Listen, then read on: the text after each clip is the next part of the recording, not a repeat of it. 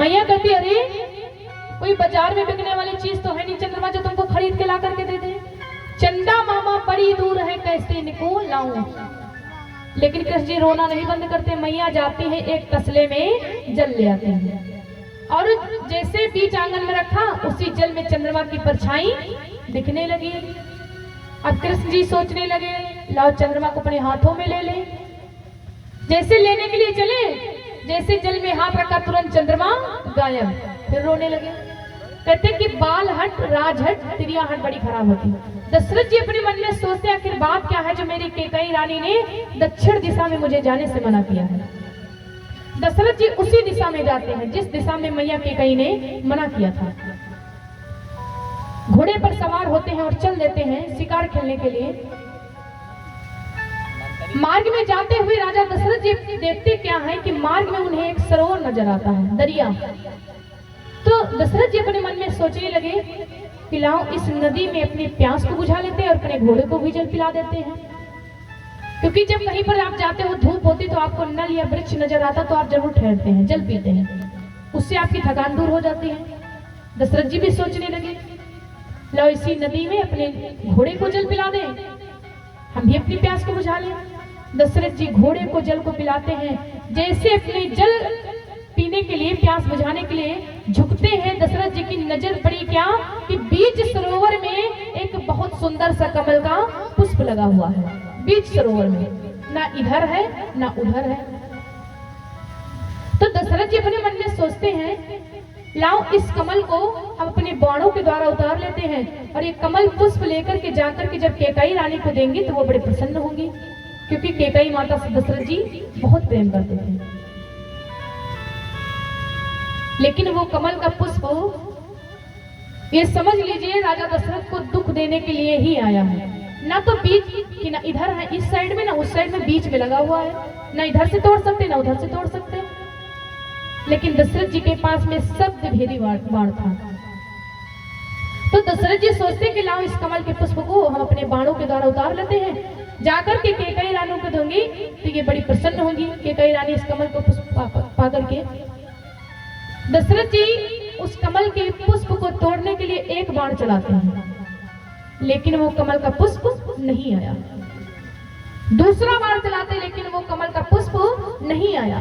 तीसरा बाण चलाते लेकिन वो कमल का पुष्प नहीं आया। इसी प्रकार से दशरथ जी ने कई बाणों को चलाया तो कमल के पुष्प से आवाज आई कि सुन निर्वंशी, हम तुम जैसे निर्वंशियों के हाथों से आने वाले नहीं हैं। दशरथ, हम तुम जैसे निर्वंशियों के हाथों से आने वाले नहीं हैं। बिरथा ही दशरथ बाण चलायो, मोई निर्वंशी तोड़ न पायो। सुनो दशरथ जी, हम तुम जैसे निर्वंशियों के हाथों से आने वाले नहीं हैं। भक्तों, आज राजा दशरथ जी को पुत्र के लिए बहुत ही दुख हुआ।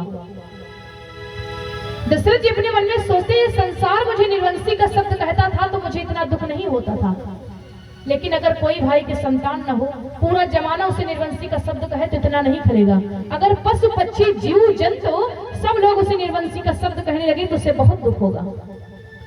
जब आज एक कमल के पुष्प ने राजा दशरथ जी को निर्वंशी का शब्द कहा तो दशरथ जी को बहुत ही दुख हुआ। इतना दुख हुआ कि आज तक जीवन में इतना दुख कभी हुआ ही नहीं पुत्र के लिए। इसीलिए स्वामी जी ने लिखा क्या, एक बारी भूपति मन माही, एक बारी भूपति मन माही।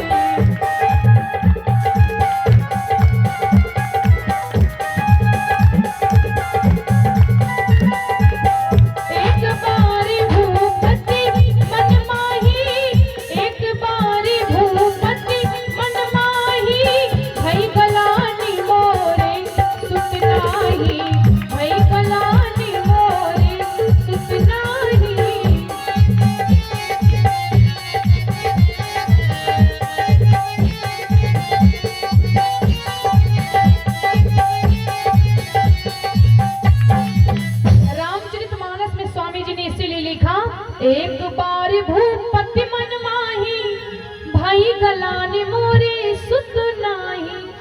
आज दशरथ जी को जितना दुख हुआ कमल के पुष्प ने जब निर्वंशी का शब्द कहा तो राजा दशरथ जी को बहुत ही दुख हुआ। इसीलिए स्वामी जी ने लिखा, एक बार भूपति मन माही, भाई गलान मोरे सुत नाही।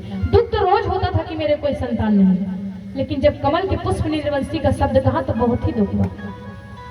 आप दशरथ जी अपने मन में सोचते हैं कि मेरी रानी ने ठीक ही कहा था, अगर मैं दक्षिण की दिशा में ना जाता तो ये कमल के पुष्प ने मुझे निर्वंशी का शब्द ना कहा होता। दशरथ जी अपने मन में बहुत पश्चाताप करते हैं और तुरंत अपने महलों में घोड़े पर सवार होकर के अपने महलों को आते हैं। आकर के कैकेयी माता के भवन में जाते हैं और बहुत उदास होकर के बैठे हैं। मैया कैकेयी कहती है, मैया तुरंत चक्रवर्ती जी के चेहरे को देख करके पहचान गई, क्योंकि सच्ची अर्धांगिनी वही है जो अपने पति के फेस देकर के, चेहरा देख करके उनकी बातों की मन की जान जाए। मैया जान गई कि दशरथ जी कहते कि सुनो रानी, आपने ठीक ही कहा था, अगर मैं दक्षिण की दिशा में ना जाता तो आज मुझे कमल के पुष्प ने निर्वंशी का शब्द ना कहा होता। ये दुनिया मुझे निर्वंशी का शब्द कहती थी तो मुझे इतना दुख नहीं होता था, लेकिन आज मुझे जितना दुख हो रहा है पुत्र के लिए, अगर एक मुझे पुत्र होता, सिर्फ एक ही होता, तो एक कमल के पुष्प ने मुझे निर्वंशी का शब्द ना कहा होता। रानी, इस जिंदगी से अच्छी तो मौत है। अब कैकेयी मैया कहती कि आपने तो जीवन में गुरु किया है, आप गुरु के पास में जाइए और वो आपको कोई ना कोई उपाय अवश्य बताएंगे। अगर सच्चा गुरु है ना, तो सच्चे गुरु में इतनी सामर्थ होती कि वो श्राप को भी वरदान बना सकता है। लेकिन आजकल जमाने में सच्चे गुरु बहुत कम मिलेंगे। ज्यादातर कैसे मिलेंगे? देखिए, मैं सबकी बात नहीं करती, लेकिन ज्यादातर संत तो ऐसे ही मिलेंगे।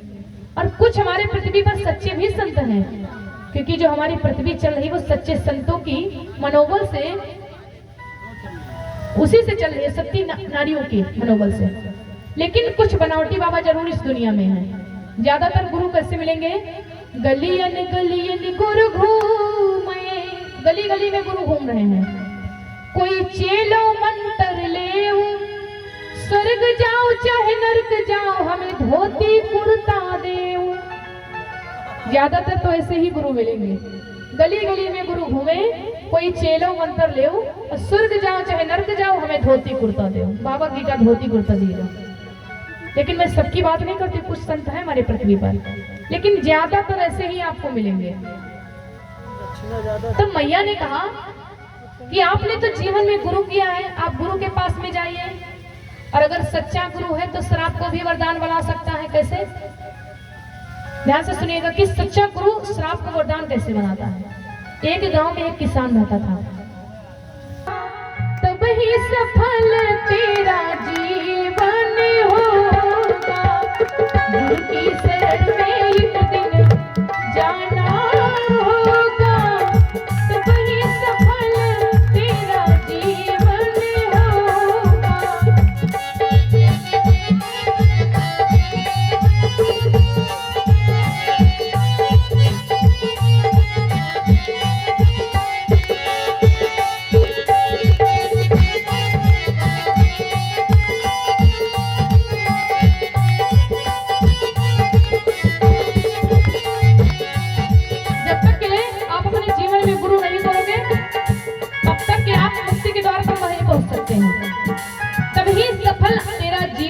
गुरु की शरण में तुझको जाना होगा।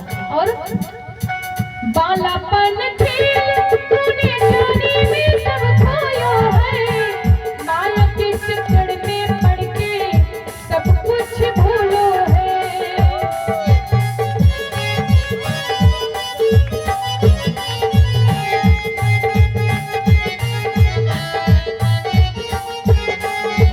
बालापन अपने खेल में गवा दिया, जवानी आपने इधर उधर चीजों में गंवा दिया, और बचा आपका चौथापन। तब आप कहते हैं गुरु मंत्र ले लें, लेकिन जब तक कि गुरु की शरण में नहीं जाओगे आपका जीवन सफल नहीं होगा। बालापन खेल तूने जानी में सब खेला है, माया के चक्कर में पड़ के सब कुछ भूलो है।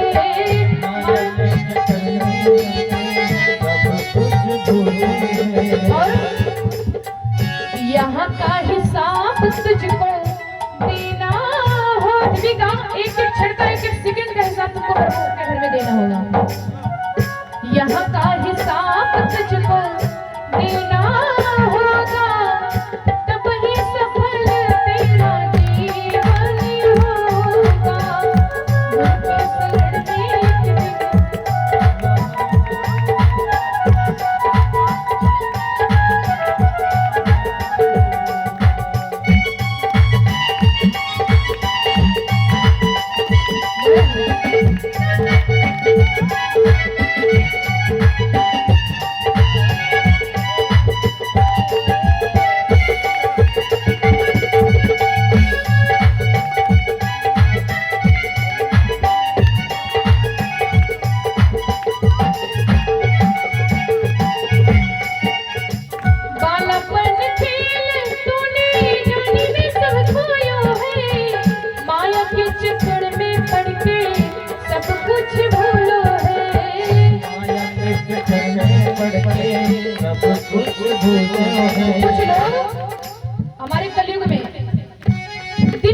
अपने बारे में ही सोचते रहते हैं, दिन रात अपने बारे में सोचते हैं।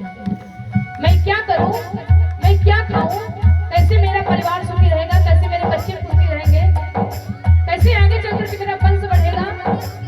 लेकिन भगवान के बारे में पूछो तो एक क्षण भी नहीं सोचते हैं। पूरा जिंदगी बिता दी अपने बारे में ही सोचते सोचते। अगर साइकिल हो गई तो मोटरसाइकिल हो जानी चाहिए, मोटरसाइकिल हो गई तो कार हो जानी चाहिए, कार हो गई तो जहाज होना चाहिए। अपने बारे में ही दिन रात सोचते हैं। बालापन के तूने जान में सब खोया है, माया के चक्कर में पड़ के सब कुछ भूलो है।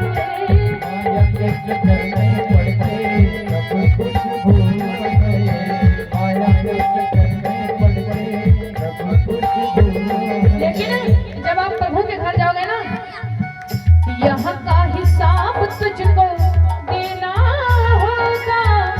जब आप यहाँ का पूरा एक एक सेकंड का हिसाब दोगे तभी आपका जीवन सफल होगा।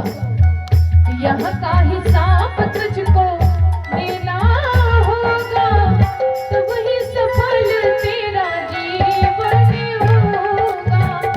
उनकी शरण में सबको जाना होगा।